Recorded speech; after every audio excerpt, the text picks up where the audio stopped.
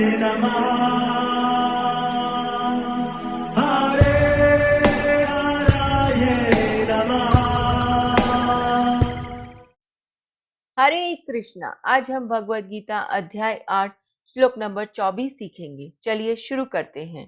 अग्निर्ज्योतिरहः शुक्लः षण्मास उत्तरायणं तत्र प्रयात गच्छन्ति ब्रह्म ब्रह्म विदो जनः। अब हम इसे धीरे धीरे बोलकर समझते हैं। अग्नि ज्योतिर अहः शुक्लः षण्मास उत्तरायणं तत्र प्रयात गच्छन्ति ब्रह्म ब्रह्म विदो जनः। अब हम इसे फिर से गाते हैं। अग्निर्ज्योतिरहः शुक्लः षण्मास उत्तरायणं तत्र प्रयात गच्छन्ति ब्रह्म ब्रह्म विदो जनः। अब हम समझते हैं भगवान श्री कृष्ण इस श्लोक में क्या कह रहे हैं। जो पर ब्रह्म के ज्ञाता हैं वे अग्निदेव के प्रभाव में प्रकाश में दिन के शुभ क्षण में शुक्ल पक्ष में या जब सूर्य उत्तरायण में रहता है उन 6 मासों में इस संसार से शरीर त्याग करने पर उस पर ब्रह्म को प्राप्त करते हैं। हरे कृष्णा। चलिए अब हम महाप्रेम प्रभु जी से इस श्लोक के बारे में और अच्छे से समझते हैं। हरे कृष्णा जी।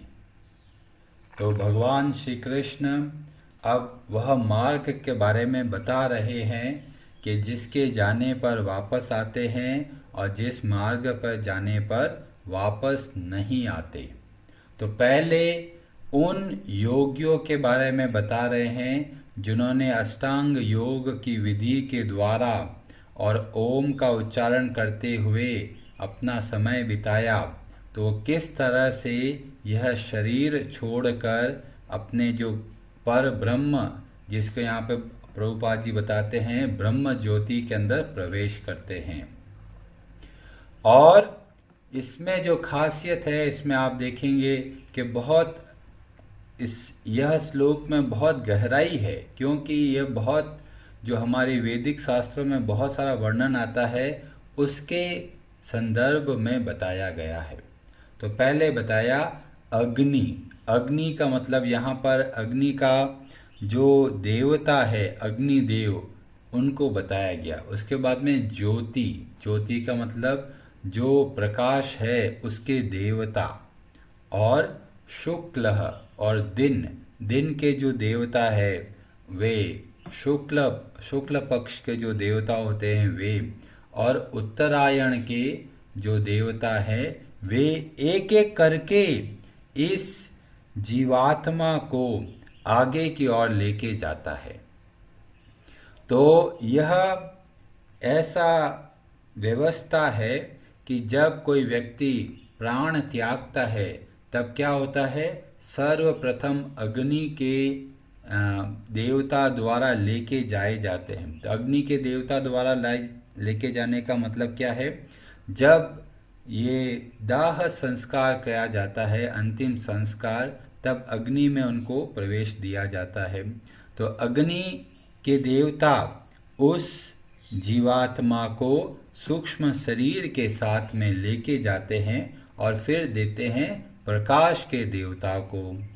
और प्रकाश के देवता देते हैं सूर्य, ये दिन की जो देवता है उनको।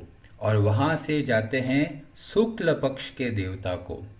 तो दिन के देवता पता चल गए, जो दिन के समय में जो देवता सक्रिय रहते हैं वे दिन के अधिष्ठाता देवता।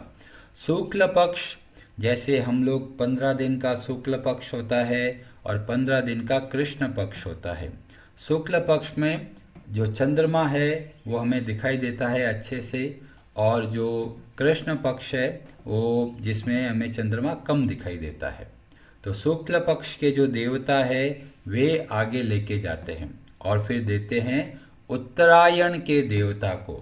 अब ये उत्तरायण क्या होता है, जो मकर संक्रांति आती है जनवरी के अंदर, तब सूर्य उत्तरायण में प्रवेश करते हैं और वो 6 महीनों तक उत्तरायण मतलब नॉर्थ में रहते हैं। और जब जुलाई के समय, जून जुलाई में जब देव शयनी एकादशी आती है तो उसके बाद में जो सूर्य है वो दक्षिणायन में जाने लगते हैं। जब कोई योगी ऐसी अवस्था में अपने प्राणों का त्याग करता है तो वह इस वापस संसार में नहीं आते और वे पर ब्रह्म, जिसको यहाँ पे बताया गया है, ब्रह्म ज्योति को प्राप्त करते हैं। तो इसका उतना ही महत्व है जितना हमें ज्ञान के बारे में बता रहे हैं। अब किसी के हाथ में मृत्यु तो होती नहीं है, तो क्या होता है, ये एक व्यवस्था बता रहे हैं कि अगर किसी की मृत्यु अगर इन क्षणों में हो, ऐसी परिस्थिति में हो, तो उस व्यक्ति की क्या गति होगी। और छांदोग्य उपनिषद में ही ऐसा वर्णन आता है।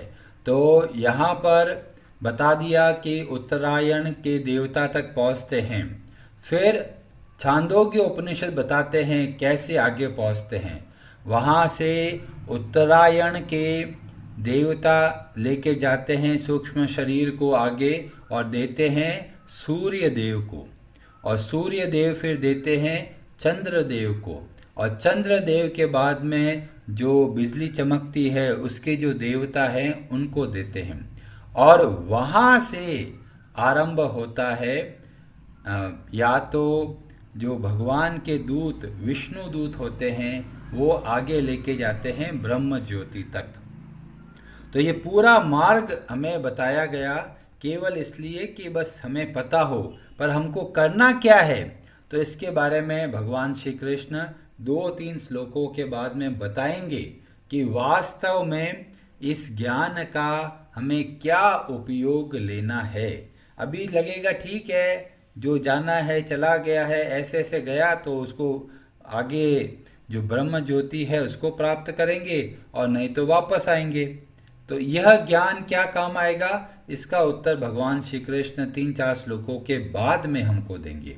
और हम जब प्रभुपाद जी के तात्पर्य को पढ़ते हैं तो प्रभुपाद जी लिखते हैं कि जो किंतु कृष्ण भावना अमृत में शुद्ध भक्त के लिए लौटने का कोई भय नहीं रहता, चाहे वह शुभ मुहूर्त में शरीर त्याग करे या अशुभ क्षण में, चाहे अकस्मात शरीर का त्याग करे या स्वेच्छा पूर्वक।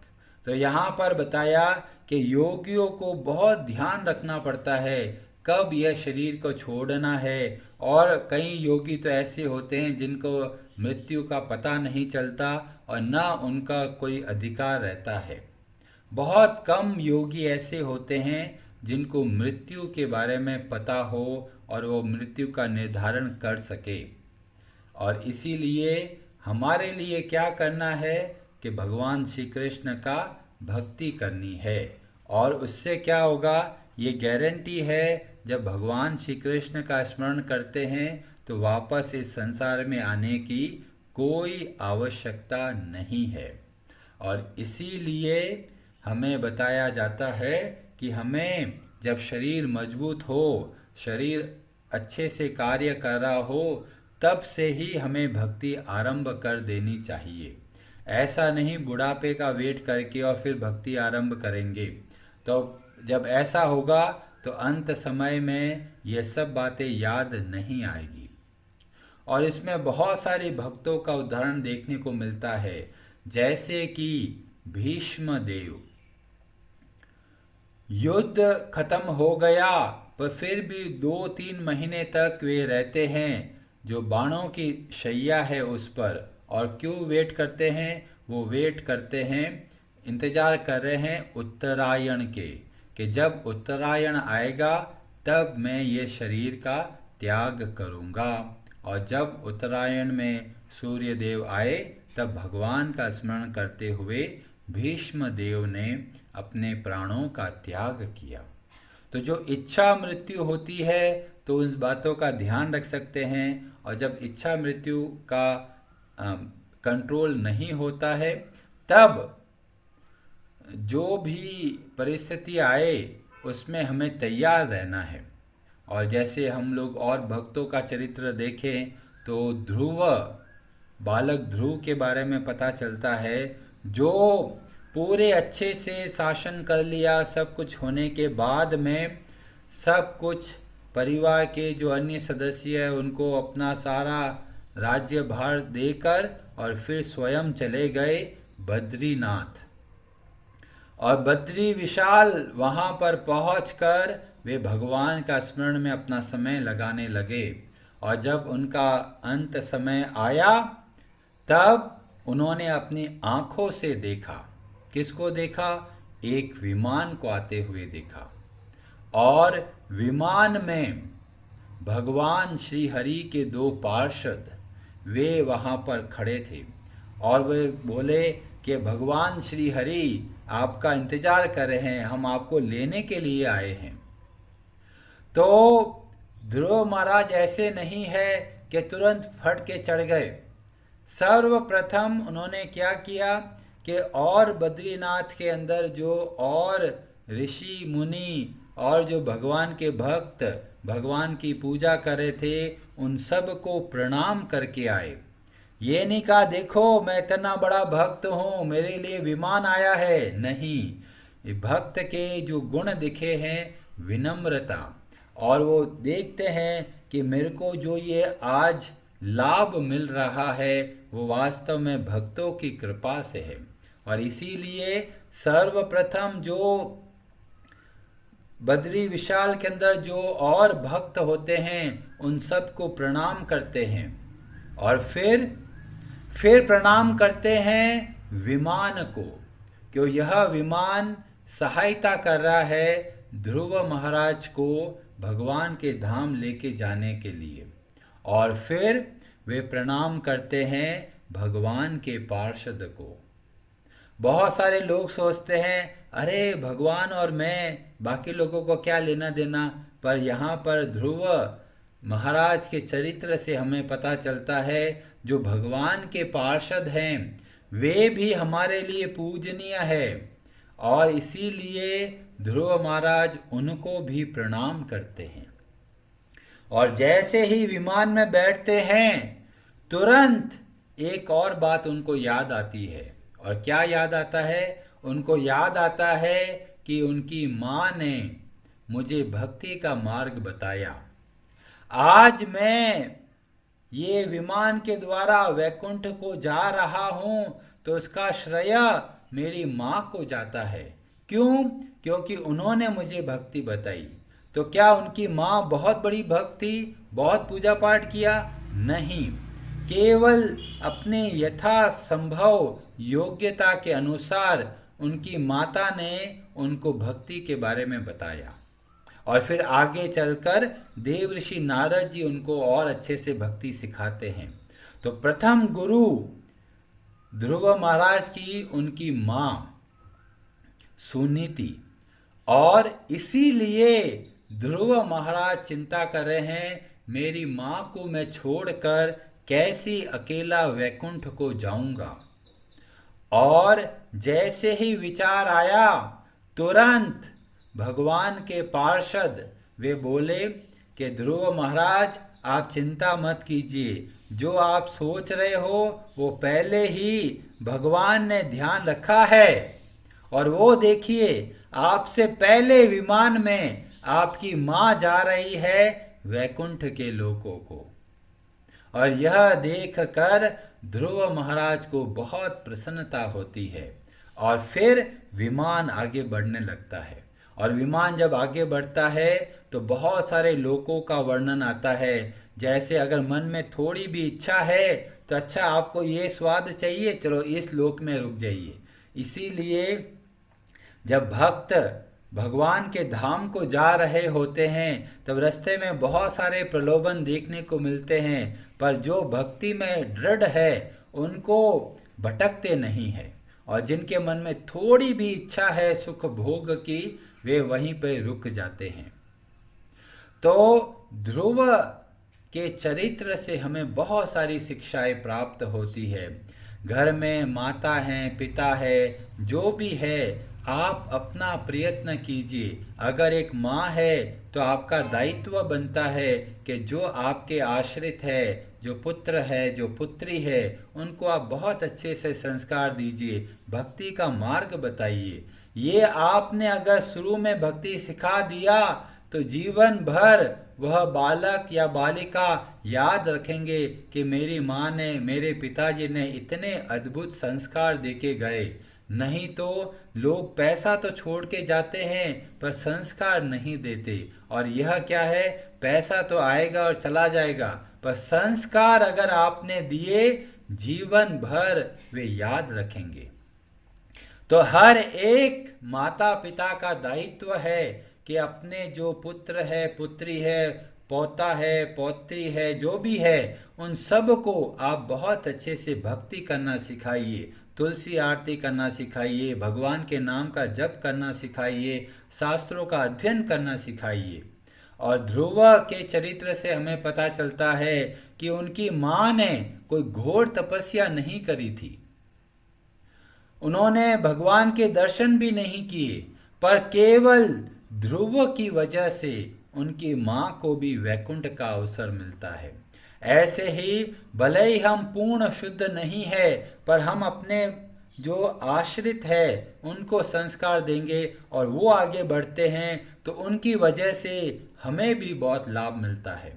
और अगर आप किसी के पुत्र हैं, पुत्री हैं, तो आपका ये दायित्व बनता है कि आप अपने माता पिता को भक्ति में लगाएं। भले ही उनको इतनी भक्ति के बारे में नहीं पता हो, पर जब आपको पता चलने लगा तो आपका दायित्व है कि जो आपको, जिन्होंने परवरिश दिया, इतना सहयोग दिया, उनका ध्यान रखें, उनकी वास्तविक सेवा करें। और वास्तविक सेवा होती है जब माता पिता को भगवान से जोड़े। तो चाहे पुत्र हो, चाहे पिता हो, चाहे बेटी हो, चाहे माता हो, सबका हमें एक रास्ता मिलता है ध्रुव महाराज के चरित्र से। और इसलिए हमें इस बात का ध्यान रखना है कि हमें यथासंभव स्वयं भी भक्ति करनी है और अन्य लोगों को भी भगवान की भक्ति सिखानी है। आप प्रयत्न कीजिए, परिवार के कौन कौन सदस्य हैं जिनको यह बता सकते हैं कि किस तरह से भक्ति करनी है। अपने मित्र को, अपने जो रिश्तेदार है, उनको भी आप बता सकते हैं, क्योंकि सबसे बड़ी सेवा है जब आप किसी को भगवान से जोड़ते हैं और उससे भगवान को बहुत प्रसन्नता होती है। 18वें अध्याय में भगवान श्री कृष्ण बहुत विस्तार से बताते हैं कि जो यह भक्ति का ज्ञान, ये भगवत गीता का ज्ञान अन्य लोगों को बोलते हैं, वे मुझको बहुत प्रिय है।